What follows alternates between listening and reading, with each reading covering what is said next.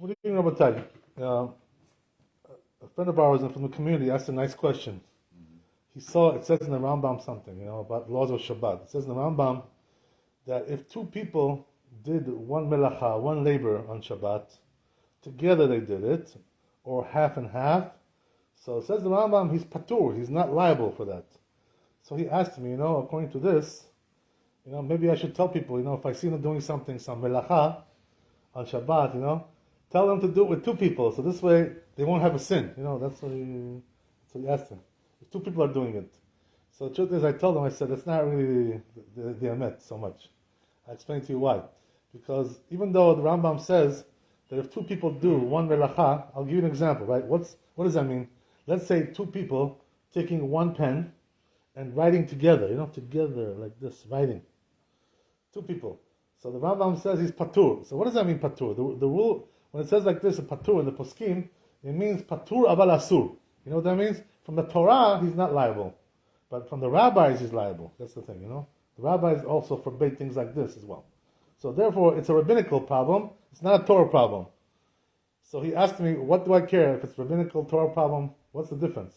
You know what the difference is, right? If it's Torah, if you went over the Torah, chayav mitah, he's chayav karet, he's liable to death on that.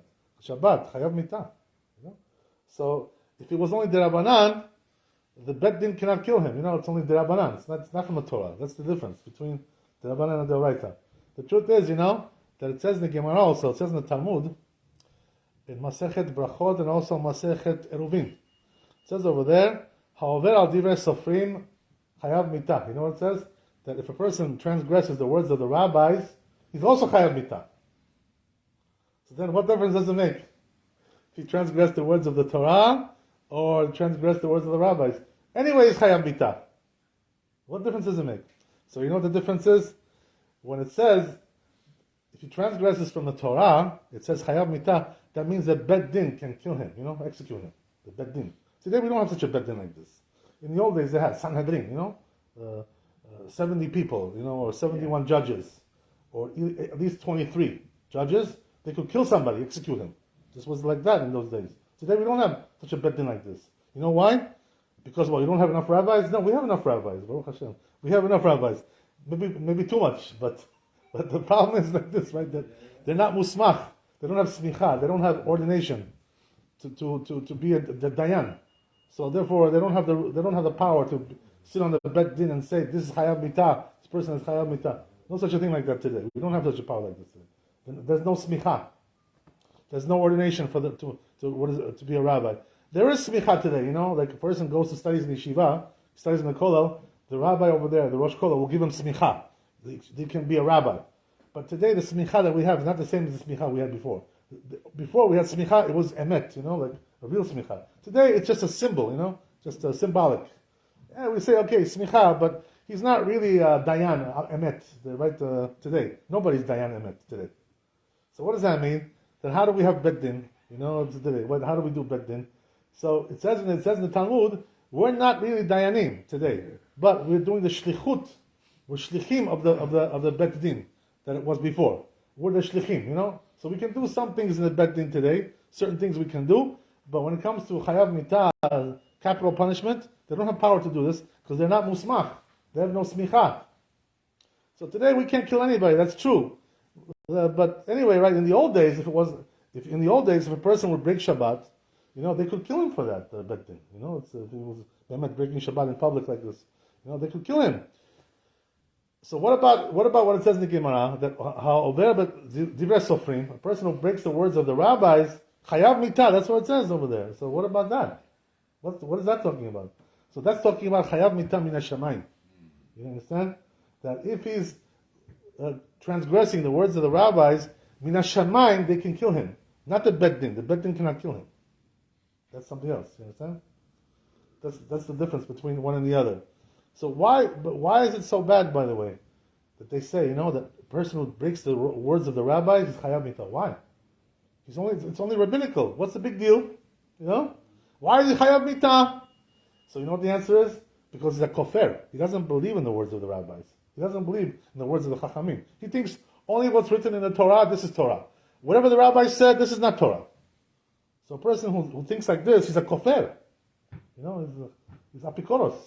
This is the problem. You understand? He doesn't believe in the Torah because it says in the Chumash, in Devarim, Perek Yud Tet, it's over there, right? That what ve'asita kechol asher yorucha. You know what that means? That tells you have to do whatever the rabbis tell you. So it says in the Chumash like this. What were the Chachamim? They tell you to do, you have to do like the Chachamim of every generation, the big Chachamim, every generation. So therefore, the Torah also tells you, you have to listen to the Chachamim. This is the whole thing. So when a person doesn't believe in that, he's a kofar. So therefore, it's chayav mitah. But that's only if he did bemezid, like he did something on purpose. He knows that this is asur. He knows that it's not allowed to do this, and he does it anyway. He knows it's not allowed. He doesn't believe in the Chachamim. He says, no, whatever is written in the Torah, that's it, right? Whatever is not written in the Torah, I don't know nothing about that. So what's the example, right? He gave me. Let's say a person, right? If he lights a fire on Shabbat, is this from the Torah or it's from the Chachamim? Right? It says, "Lo tladliku esh v'kol moshvotechem." It says in the Torah. Is this from the Torah? You understand? Yeah. You're not allowed to light fire on Shabbat. This is from the Torah. So it's chayav mitah from the Torah if he does that. But what about if he lights, chashmal light? Is that also a fire? So the truth is, that today, most of the lights that we have today now are LED. This kind of thing. So is that fire LED? It's not really esh mehmet. There's no fire over there. It works with some kind of a chemical process. So therefore, it's not from the Torah, the LED. So if a person lights LED, cannot say, oh, it's like you lit esh. It's not the same thing. It's not the same thing at all. So he told me, what about if? What should I do? He says, let me tell people, like according to Rambam, he said, I'll tell people, if a person wants to light a light on Shabbat, bring two people, let them do it together. So this way it'll be okay. So I tell them, no, not really. It's not going to be okay because whatever the Rambam said that it's allowed, that means from the Torah it's allowed, but from the rabbis it's not allowed to do also like that. Same thing, So if something is a prohibition from the Torah, if you bring two people to do it, it's going to be Isur D'Rabbanan. It's going to be from the rabbis. It's still Asur. So that's not going to help you. So you cannot tell people, do it with two people, then it's okay. No, you cannot tell them like that. Because you're telling them to do Isur D'Rabbanan. It's something from the rabbis. This is also prohibited. So I told them, I said, there is a better way also, than this also, to have two people to do it. There's a better way. What's the better way? It says in the Gemara like this, right? There's two places in the Gemara it talks about this. One place is talking about this. A person is coughing. He has a cough, coughing. So he's very uncomfortable on Shabbat. He's coughing. He doesn't have, these medicines that we have today. Cough medicine. In those days, they didn't have anything like that. Go with Robitussin and all these medicines and all these kinds of things. So what it says in the Gemara. If a person is coughing, he's uncomfortable. What can he do? So he says, let him go to the cow, and suck out the milk from the udder like this, with his mouth. Like this, he sucks it out, so the milk from the cow makes his throat feel better. Understand? Right? It's not hot, really. Yeah, whatever. The milk, makes the throat better. It's like raw milk, not like the milk we buy in the store. It's all water. It's all water. It's all watered down. We're talking about the real milk. You know what I mean? The real thing, right? That comes from the cow, straight from the cow, not pasteurized, no water in there, nothing, right? Just milk. That's it. So he sucks it out. So the question is, how can he do that? Suck out the milk from the udder like this. This is from the Torah, mefarek. He's taking out milk from the udder. This is one of the prohibited melachot of Shabbat, mefarek.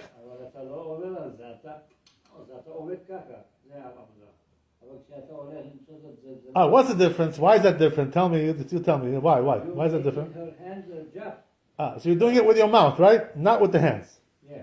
Good. So why is that any better? Why? You know why? I'll tell you why. Because he's right what he's saying. It's not the same thing. Because you're doing it with a shinui. Kilach haryad. This is not the normal way to milk a cow, with your mouth like this. You look like a crazy man. Like in that case, right? You look like a mishugat. So this is not the normal way. So because you're doing with a shinui, the different way, not the normal way, they allowed it. This is the thing.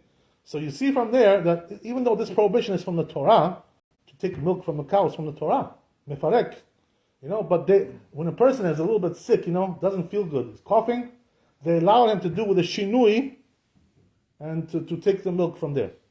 There's also another case like this brought down in the Talmud, which is that it talks about a person has a house and there's a roof, and what happens is if you have a house, you know about this, right? Sometimes what happens is that when it rains, the water gets heavy on the roof, and sometimes it can break the roof.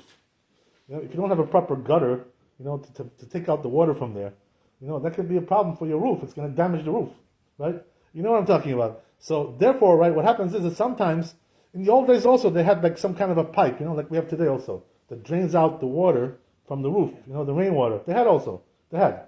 But what happens is that sometimes it gets clogged up, stima. Some mud goes in there, some things, right, some rocks, whatever, and it's closed. Sagur. Right? So what happens? All the water gets built up on the roof, and it can break the roof. This is very, very dangerous. A lot of weight over there, a lot of mishkal. So therefore, the rabbi said, in a case like this, if you have a situation like this where the rain is, and it's not coming out from the roof, so what can you do? He says, what you can do is go over there to the pipe, and take your leg, and with your foot, clean it out a little bit. This way the water will come out, So how can you do this, right? You're doing repairs, right? You're making a new kli like this, You're doing makeba patish. How can you do that, right? So this is also, he says, why? Because it's not the normal way, to do it with your foot. This is not the normal way is to go in there, with a shovel or something, some kind of stick, You go in, the normal way. This is not the normal way to do with your foot. So it's shinui kilach hayad. So therefore they allowed you to do this in a case like this because of what? Because if you don't do it, the roof is going to break and it's going to cost you a lot of money, right? You have to bring the repairman, right? Whatever, the constructors, whatever, right? All these people, and they're going to charge you a lot of money to fix your roof. So because of the financial loss, they allowed you to do with a shinui. You understand? This is the way it is. This is also brought down in the Shulchan Aruch, these two cases. This is halakha, So you see from there that they allowed you to do something from the Torah with a shinui in a case where you may lose money or because you feel a little bit sick, They allowed you. All the more so if it's something from the rabbis, they allow you. So therefore, I heard from the chief rabbi, Rabbi Yitzchak Yosef, the chief rabbi now, he said, that sometimes people, they have it's in the summer, it's hot, right?